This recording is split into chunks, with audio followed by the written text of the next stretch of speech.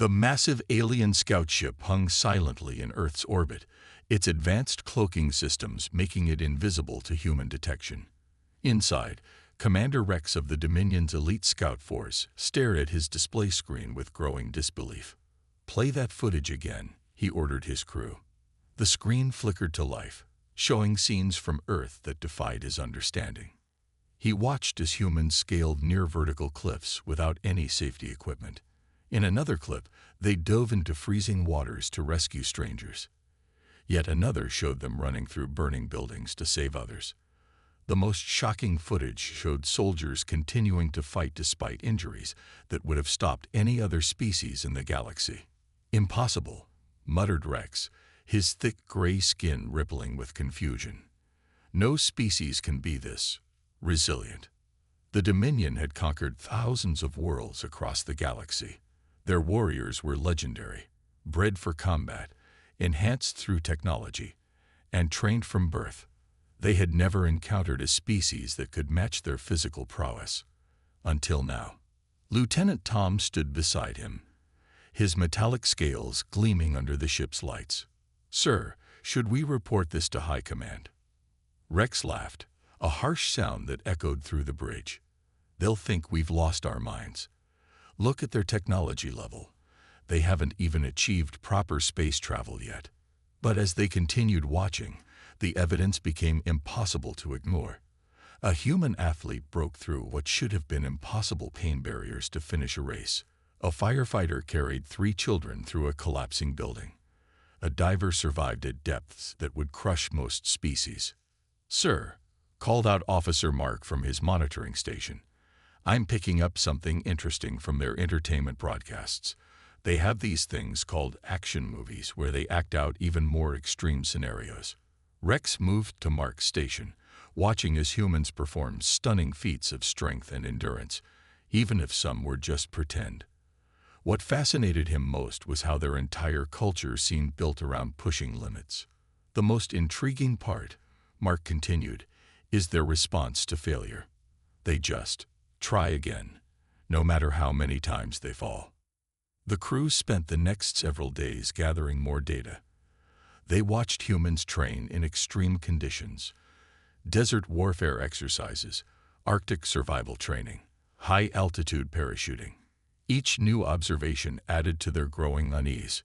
In one particularly memorable scene, they witnessed a human training exercise where soldiers carried heavy loads through swamps for days with minimal sleep. Most species in the galaxy would have given up or died. The humans just kept going. Rex finally made his decision: send the report to High Command, but mark it as a potential threat assessment. "Sir," Tom questioned, "they're just a primitive species." Rex turned to his second-in-command, his expression grave. "A primitive species that shows more raw potential than any race we've encountered. They don't have our technology or our enhanced abilities, yet they accomplish things that match or exceed our capabilities through sheer determination." The report was sent, encrypted with the highest security protocols. Rex knew the Dominion's leadership would likely dismiss it. They always underestimated lesser species, but he had a feeling, one that made his warrior instincts tingle, that they were about to make a serious mistake.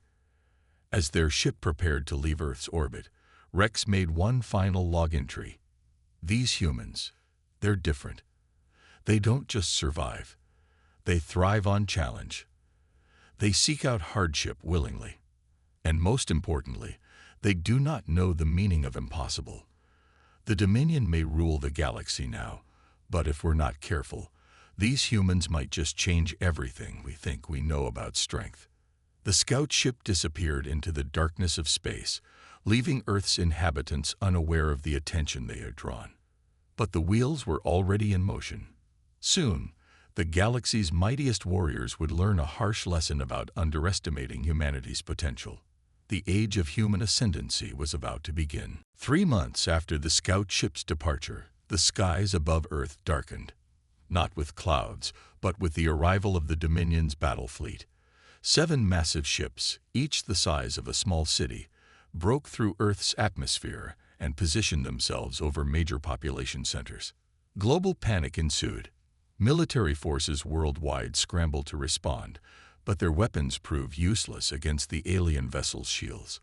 News channels broadcast the unfolding events as people huddled in their homes, wondering if this was the end of humanity.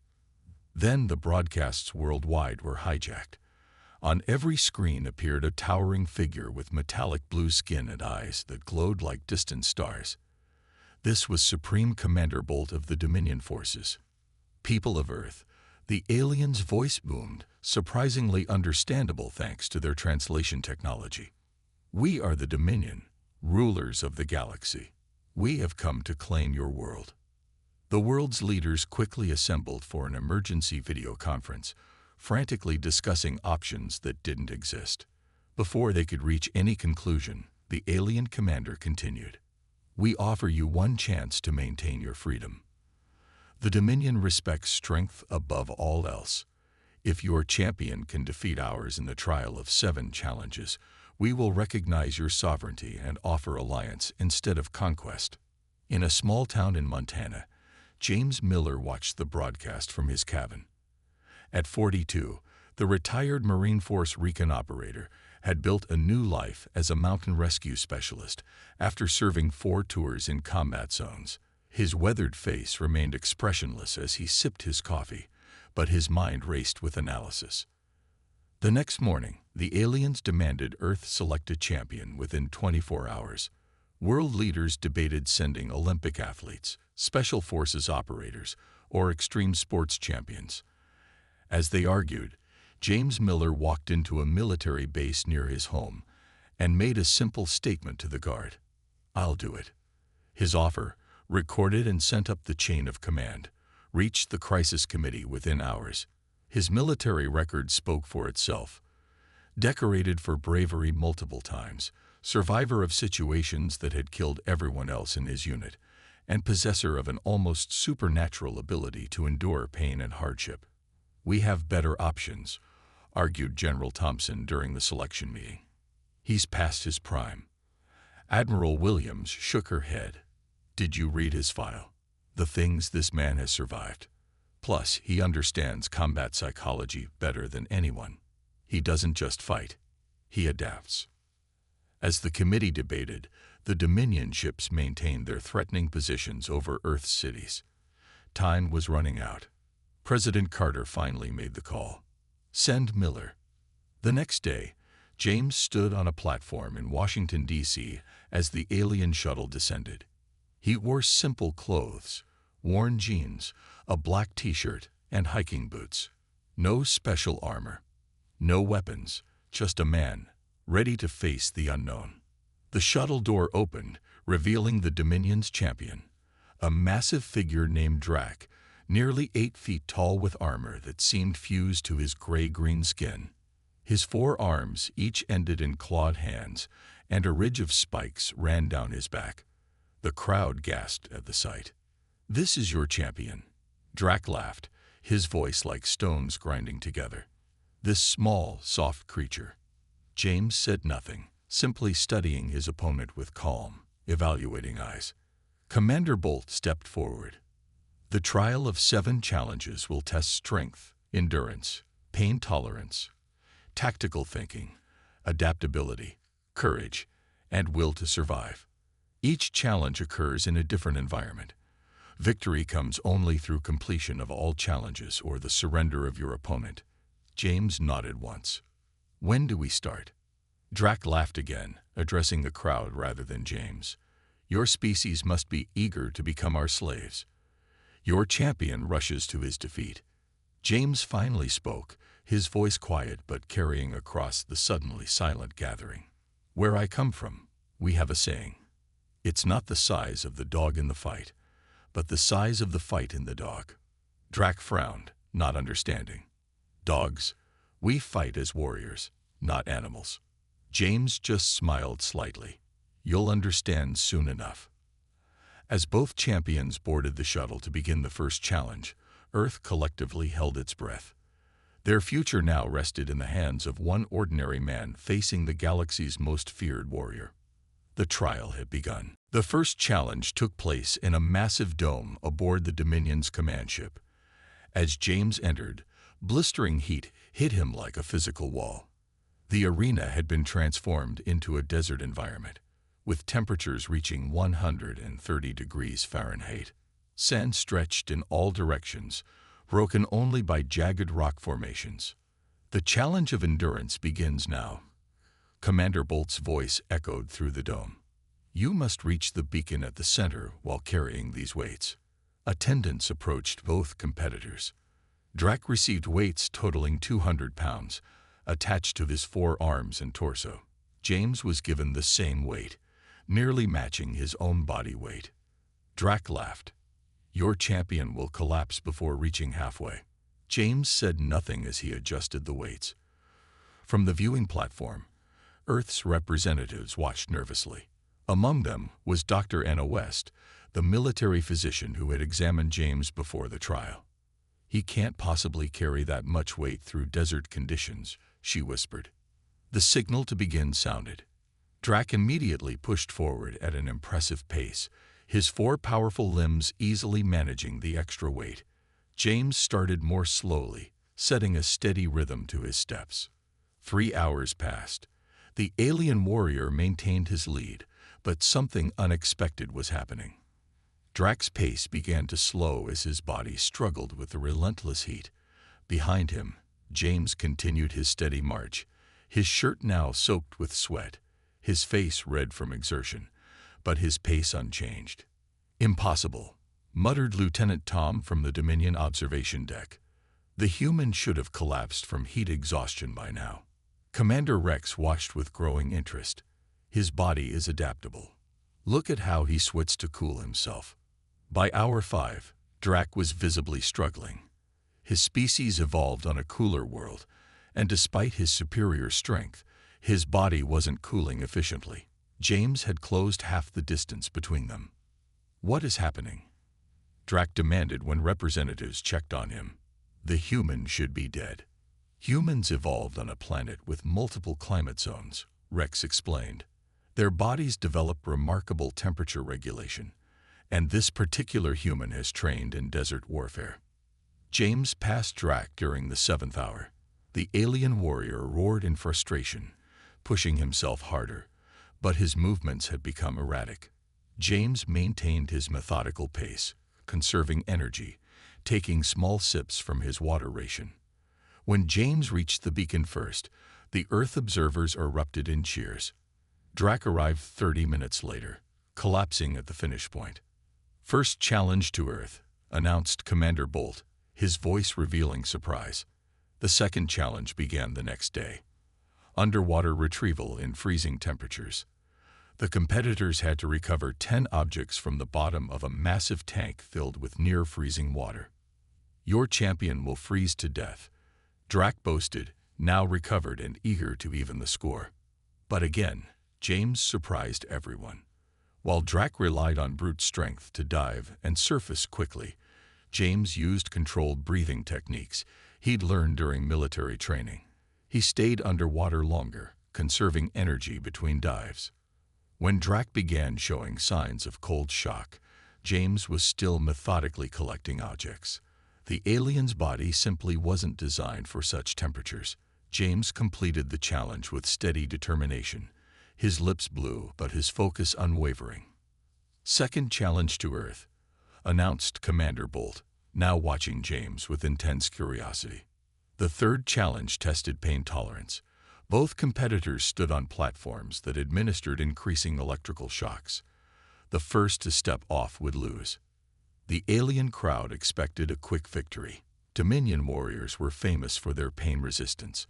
Yet as the intensity increased, James remained motionless, his face showing discomfort but no weakness. How? Drac gasped through clenched teeth as both endured levels that would incapacitate most beings. James didn't answer. His mind had gone elsewhere. A technique he'd developed during torture resistance training. When Drac finally stumbled from his platform, James remained standing. In the observation room, Commander Rex turned to his officers. We've gravely underestimated these humans. On Earth, Billions watched their unlikely champion win 3 consecutive challenges against the galaxy's supreme warrior race. Hope began to replace fear. After the 3rd victory, James simply asked for water and said, "What's next?" The Dominion representatives exchanged worried glances. No species had ever pushed one of their champions this far. The galaxy's power balance suddenly seemed less certain than it had for 1,000 years. News of James Miller's 3 consecutive victories spread across Earth like wildfire. People who had been preparing for the end of human civilization now gathered in homes and public squares to watch the ongoing challenges. A sense of cautious hope began to replace despair. The 4th challenge was scheduled to test tactical thinking. The competitors would face a maze filled with traps and puzzles, racing to reach the center first. As James prepared, he was surprised when the door to his quarters opened, revealing not the usual Dominion guards, but Commander Bolt himself. "Human," Bolt said, his metallic blue features unreadable. "Your performance is unexpected." James simply nodded, continuing to stretch his sore muscles. "Drac has never been defeated 3 times in succession," Bolt continued. "The Dominion Council is concerned. They have authorized me to offer you terms." James looked up. "What terms?" "Withdraw from the competition, and we will only take half of your population as servants instead of enslaving your entire species." James stood slowly, facing the alien commander. Though the alien towered over him, James showed no fear. "No deal," he said simply. "We finish what we started." Bolt's eyes narrowed. "You cannot win all 7 challenges. No single warrior could." "Then I guess we'll find out together," James replied. Hours later, as James navigated the maze, he realized something important. The traps were designed for beings with the Dominion psychology and strengths. They relied on triggers that would tempt beings who prioritized strength over caution. James, trained in detecting ambushes, moved more carefully. From the viewing platform, Dr. Anna West explained to Earth's representatives, "Look at how he's testing each section before committing. That's standard procedure for our military when entering unknown territory." Drac, meanwhile, charged through the maze with confidence, triggering several traps that slowed him down. When he and James finally spotted each other across a central chamber, the alien warrior was bleeding from several wounds, while James remained relatively unharmed. The final obstacle required solving a complex puzzle under time pressure. While Drac attempted to force the mechanism, James studied the pattern and calmly worked through the solution. He reached the center minutes before his opponent. "4th challenge to Earth," announced Commander Bolt, his voice now tinged with alarm. The mood aboard the Dominion ships had shifted dramatically. Officers whispered among themselves, questioning centuries of belief in their own superiority. On the observation deck, Commander Rex watched footage of Earth, focusing now on different human activities. "Look," he pointed out to his officers, "their training isn't just about individual strength. They practice something called teamwork constantly." The 5th challenge was announced, a test of adaptability. Both competitors would face rapidly changing environments and would need to survive each change. Before James entered the arena, he was surprised by another visitor, Kate Brown, an ultramarathon runner who had been selected as Earth's backup champion. "They're letting me join you for this one," she explained. "Something about testing how humans function in groups." James raised an eyebrow. "They're changing the rules." Kate nodded. "They seem disturbed by your success. I think they're trying to understand us better." When they entered the arena, they found that Drac had been joined by another Dominion warrior named Grohl. The challenge began immediately, the environment shifting from jungle to Arctic tundra in minutes. What happened next shocked the Dominion observers. While Drac and Grohl competed against each other as much as against the environment, James and Kate immediately formed a seamless team. When the ground became covered in ice, they linked arms for stability. When toxic gas filled the air, they created improvised masks from their clothing. "They function as a unit," Commander Rex noted with fascination. Look how they communicate with minimal words. The final phase of the challenge brought searing heat and limited oxygen. Drac and Grohl began to struggle, their larger bodies requiring more oxygen. James and Kate employed breathing techniques used by high-altitude climbers, conserving energy and oxygen. When the challenge ended, both humans remained standing while Grohl had collapsed and Drac barely maintained consciousness. Fifth challenge to Earth, announced Commander Bolt, his voice now flat with shock. That evening, the Dominion Council convened an emergency session. Recorded footage of the challenges played on screens around them. "How is this possible?" demanded Council Leader Vex. "They are technologically inferior. They have no genetic enhancements. Their planet isn't even united." Commander Rex stepped forward. "Perhaps that is exactly why they're winning. They haven't relied on technology or genetic perfection. They've had to adapt, to overcome, to endure. Every human is trained by their very existence to face adversity." The council sat in stunned silence. On Earth, celebrations erupted worldwide. With 5 challenges down and 2 to go, humanity dared to believe in victory. Deep within the Dominion flagship, in a rarely used maintenance corridor, Lieutenant Tom met secretly with 3 other alien warriors. Their gathering violated at least 5 Dominion protocols, punishable by exile or worse. "Did you see what happened in the 5th challenge?" asked Krill, a younger warrior with distinctive red markings on his gray skin. "The humans didn't even compete against each other." "That's exactly why I called this meeting," Tom replied, glancing nervously at the corridor entrance. "Something is happening that the Council doesn't want us to understand." The 4th alien, a female warrior named Vera, spoke up. "My unit was assigned to monitor Earth communications. Their entire planet is celebrating. These challenges were meant to break their spirit before conquest, but it's having the opposite effect." Lieutenant Tom nodded. "I've been reviewing all data from our scout missions. Humans have something we've lost. They help each other survive instead of competing for dominance." Meanwhile, James and Kate were escorted back to their quarters after a debriefing session. As they walked through the ship, they noticed the alien crew watching them with a mixture of fear, curiosity, and something else: respect. "They're looking at us differently," Kate whispered. James nodded. "They expected us to fail immediately. Now they're questioning everything they believe about themselves." Once alone in his quarters, James was surprised by a soft knock at his door. When it slid open, he found himself facing Lieutenant Tom. "Human," the alien said quietly, "I need to speak with you." James tensed, ready for some new trick or trap. "Not as your enemy," Tom clarified. Some of us want to learn." James studied the alien's face, searching for deception. Finding none, he stepped aside to let Tom enter. "The Dominion has ruled through fear and strength for 1,000 years, Tom explained. "But watching you humans, you're physically weaker than us, yet somehow stronger." "Different kinds of strength," James replied simply. Tom leaned forward. "Would you teach some of us about human methods?" Before James could answer, alarms blared throughout the ship. Commander Bolt's voice echoed through the corridors. "All personnel to battle stations. Unauthorized communications detected." Tom's eyes widened with fear. "They've discovered us." The next morning, the 6th challenge was announced. A survival test in simulated combat conditions. But as James entered the arena, he immediately sensed something had changed.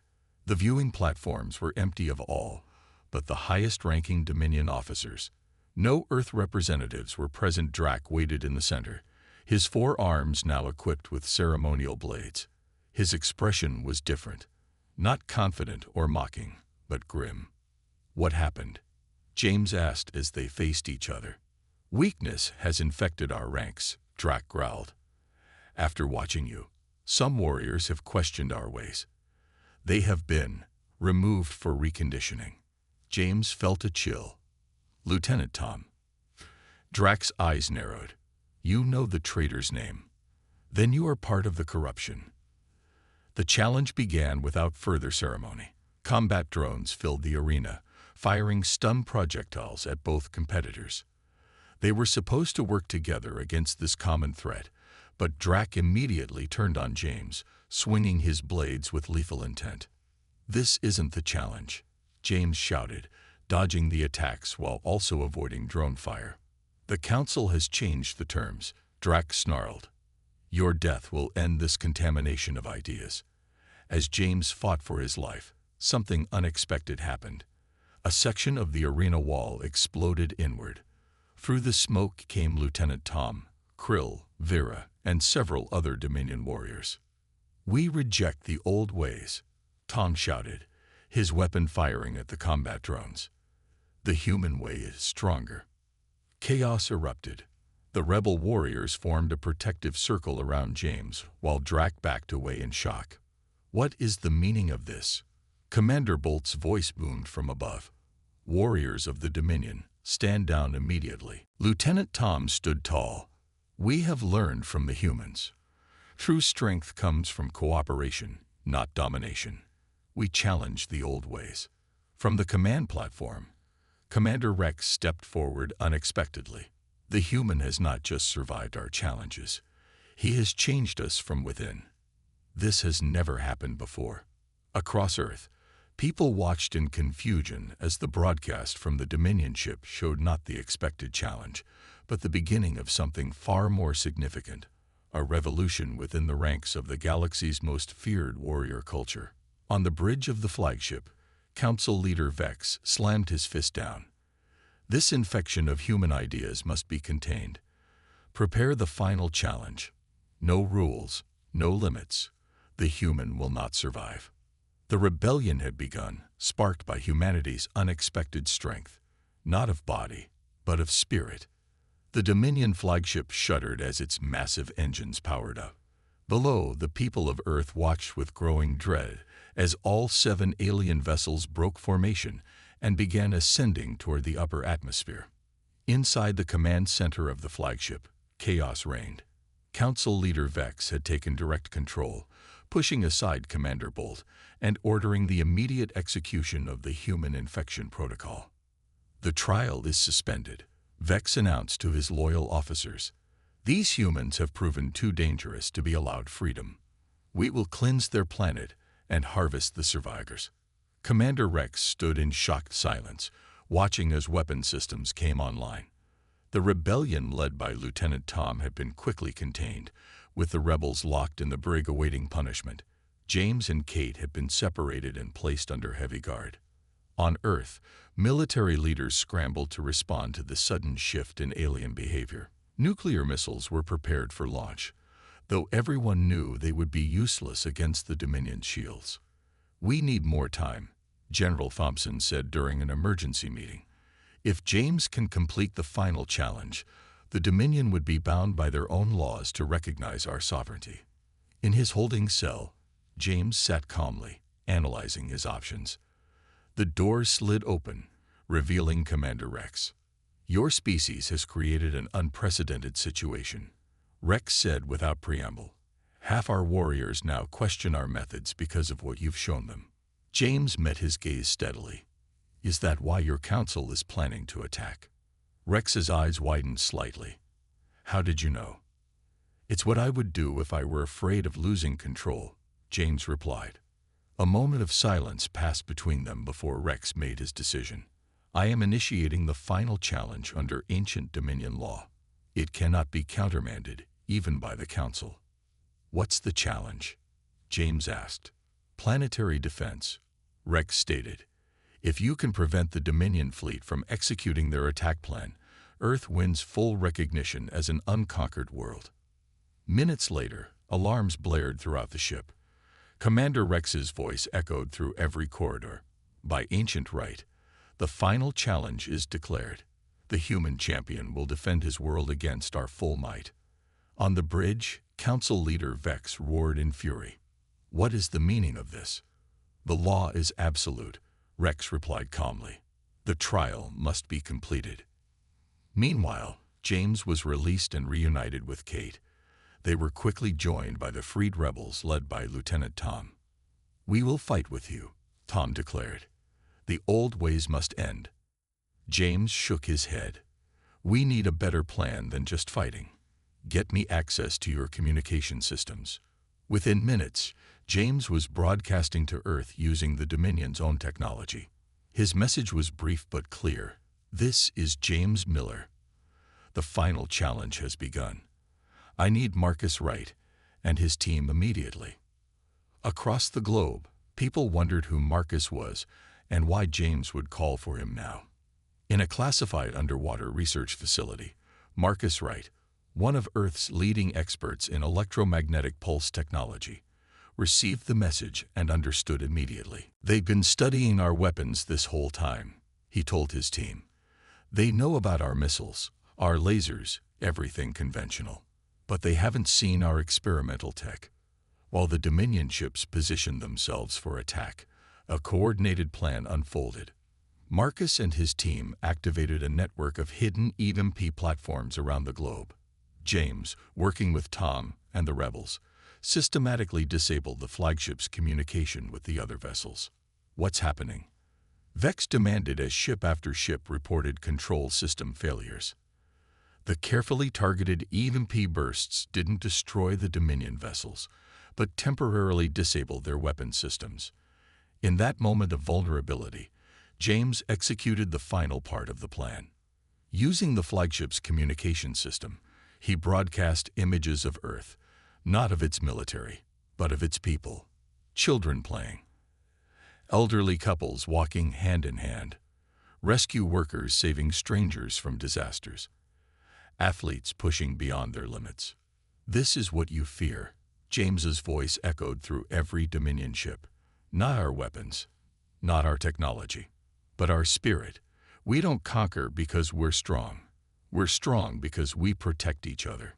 The broadcast reached every warrior, including those who had begun to question the old ways. One by one, ship commanders refused orders to attack. Council leader Vex found himself increasingly isolated as his own forces stood down. Commander Rex stepped forward on the bridge. "The final challenge is complete," Rex announced formally. "Earth remains unconquered. By our own laws, they must be recognized as equals." Vex slumped in defeat as the flagship's weapons powered down. Below, the people of Earth erupted in celebration as the alien vessels moved back into high orbit, no longer threatening. The greatest test had been passed not through superior firepower, but through the very qualities that made humanity unique in the galaxy. 1 year after the final challenge, Earth had changed forever. The skies now regularly featured the sleek shapes of ships from a dozen alien worlds. Where Times Square once displayed advertisements, massive screens now showed the latest interstellar news. Humanity had taken its place among the stars. James Miller stood on the observation deck of the New Earth diplomatic station orbiting the planet. Beside him stood Commander Rex, now the Dominion's ambassador to Earth. "Your world adapts quickly," Rex noted, watching a shuttle carrying a mixed crew of humans and aliens dock below. "In just 1 year, you've established trade agreements with 17 worlds." James nodded. "Adaptation is what we do best." The aftermath of the trial of 7 challenges had sent shockwaves throughout the galaxy. The Dominion's undefeated 1,000-year reign had ended, not through military defeat, but through something more profound. A cultural revolution sparked by human example. Council leader Vex had been removed from power, along with those who supported his attack on Earth. The Dominion itself had reformed, with Commander Rex and others who recognized the value of human methods leading a new approach to galactic relations. "The training program begins its 3rd session today," James said, checking the time. "We should head down." They walked together through corridors where humans worked alongside aliens from various worlds. Each group brought unique abilities and perspectives, creating something greater than the sum of its parts. In a massive training hall, Kate Brown stood before an assembled group of warriors from across the galaxy. Among them were Dominion fighters, but also representatives from species that had long lived under Dominion rule. "The human approach to combat and survival isn't about being the strongest individual," Kate explained. It's about maximizing the strength of the group through cooperation and adaptation. Lieutenant Tom, now a senior instructor, demonstrated techniques that combine Dominion strength with human flexibility. The alien warriors watched with fascination, attempting movements that contradicted centuries of their traditional training. Most impressive, whispered a delegate from a distant world to James. We always thought the Dominion warriors were invincible because of their physical power. Now we understand they were limited by their own beliefs. In another section of the station, Marcus Wright led a technology exchange program. The Dominion had offered access to their advanced spaceflight and energy systems, while humans shared their unique approaches to problem-solving and innovation. Your species thinks differently, a Dominion engineer told Marcus. You find solutions no one else would consider because you aren't bound by traditional approaches. Marcus laughed. That's a polite way of saying we're stubborn and don't follow rules. The most profound changes weren't technological but cultural. Species that had feared and hated each other for centuries now worked together, learning from humans how strength could come from diversity rather than uniformity. That evening, a ceremony marked the formal recognition of Earth as a founding member of the new galactic cooperative, replacing the old Dominion-led power structure. Representatives from 30 worlds gathered in the Grand Hall as James and the other human leaders took their places at the council table. 1 year ago, we faced extinction, James addressed the assembly.